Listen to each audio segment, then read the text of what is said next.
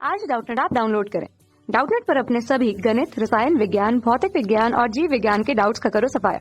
बस प्रश्न की फोटो खींचो, एक ही प्रश्न को क्रॉप करो और तुरंत वीडियो सोल्यूशन पाओ। अभी डाउनलोड करें। हेलो दोस्तों, हमें यहाँ प्रश्न में दिया गया है, दर्शाइए कि रेखाएं x माइनस ए धन डी बटे अल्फा माइनस डेल्टा बराबर y माइनस ए बटे अल्फा बराबर z माइनस ए माइनस डी बटे अल्फा प्लस डेल्टा, और दूसरी रेखा है x माइनस बी धन सी बटे बीटा माइनस गामा बराबर y माइनस बी बटे बीटा बराबर z माइनस बी माइनस सी बटे बीटा धन गामा। ये दोनों रेखाएं समतलीय हमें सिद्ध करना है। तो सबसे पहले हम क्या कर लेते हैं, इन दोनों रेखाओं की तुलना कर लेते हैं व्यापक रूप से। क्या होता है, x माइनस एक्स वन बटे ए वन बराबर y माइनस वाई वन बटे बी वन बराबर z माइनस जेड वन बटे सी वन, ये पहली रेखा। और दूसरी रेखा x माइनस एक्स टू बटे ए टू बराबर y माइनस वाई टू बटे बी टू बराबर z माइनस जेड टू बटे सी टू। इनसे अगर हम तुलना करते हैं तो हमें क्या मिलता है कि x1 y1 z1 ये आ जाता है बराबर में। देखिए x से हम जो घटा रहे हैं वो x1 है, यहाँ x से हम क्या घटा रहे हैं, a को घटा रहे हैं और माइनस डी को घटा रहे हैं। तो ये x1 जो हो जाएगा ये हमारा हो जाएगा a माइनस डी। ठीक है, देखिए x से हम घटा रहे हैं, इसे हम क्या लिख सकते हैं, माइनस ए धन डी को x माइनस ए माइनस डी लिख सकते हैं। ये देखिए हमें यही प्राप्त होगा, माइनस ए और माइनस माइनस प्लस होगा प्लस डी। इसी प्रकार यहाँ पे y से हम क्या घटा रहे हैं, a, तो यहाँ पे आएगा a। ठीक है, और z से क्या घटा रहे हैं, a और d दोनों घटा रहे हैं, मतलब a प्लस डी।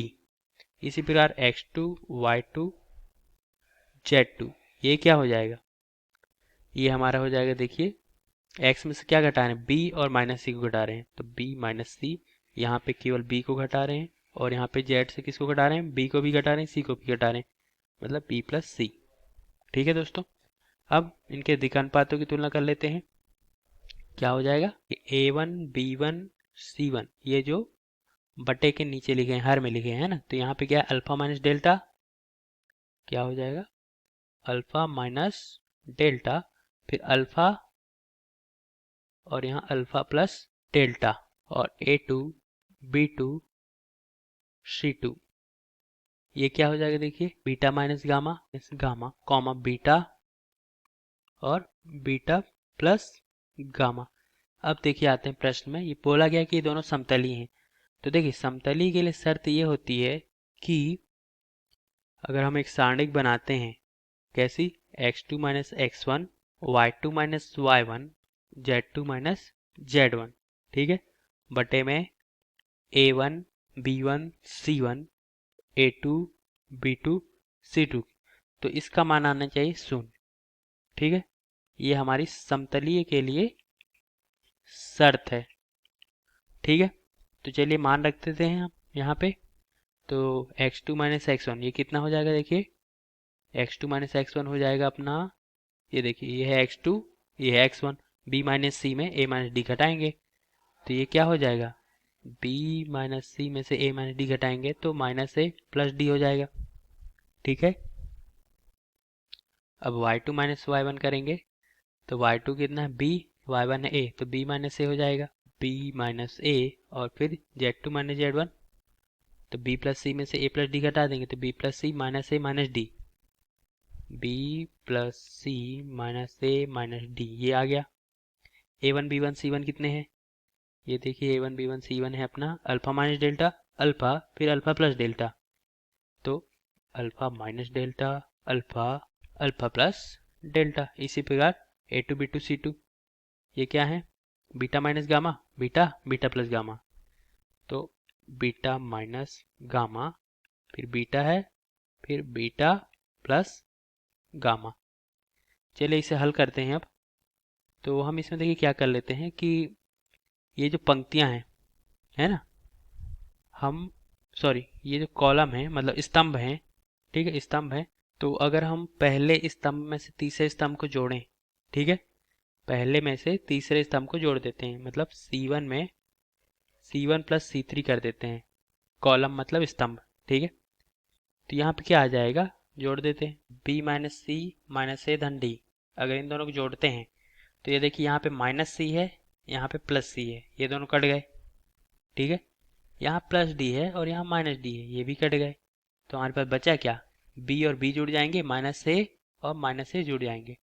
ठीक है, तो ये दोनों तो कट गए, माइनस सी प्लस सी कट गए, प्लस डी और माइनस डी कट गए।